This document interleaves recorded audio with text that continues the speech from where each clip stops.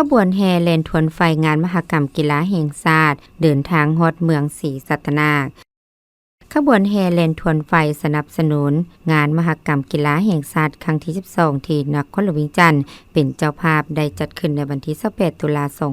2025อยู่หน้าโรงหมอมโหสถสีแยกไฟอำนาจโดยมีทานภูวงศ์กิตวงศ์รองรัฐมนตรีกระทรวงการเงินคณะรับผิดชอบระดับชาติงานมหกรรมกีฬาแห่งชาติครั้งที่12ฐานพุทธพันธ์แก้ววงไส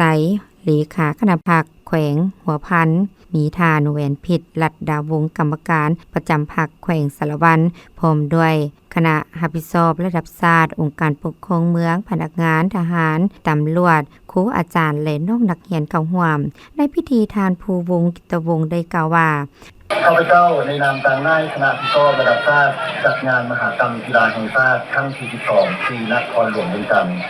ผู้ซึ่งเป็นเกียรติอย่างสูงที่ได้มีความเห็นในกิจกรรมมีเกียรติและเป็นสิริมงคลสำคัญในมื้อนี้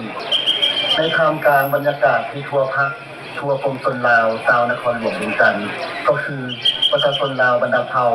ความห้างหากระเทียมการเฉลิมฉลองวันชาติ2ธันวาคมครบรอบ50 ปีถือได้ว่ามื้อนี้เป็นวันเลิกงามยามดีที่พวกเราคณะผู้ชอบระดับชาติพร้อมด้วยการนำแขวงหัวพันและแขวงสารวันคณะปกครองนครหลวงเวียงจันทน์และเจ้าเมืองตลอดทอดพ่อแม่พี่น้องทุกท่านคนลูกหลานนักเรียนทั่วเมืองศรีสัตนาค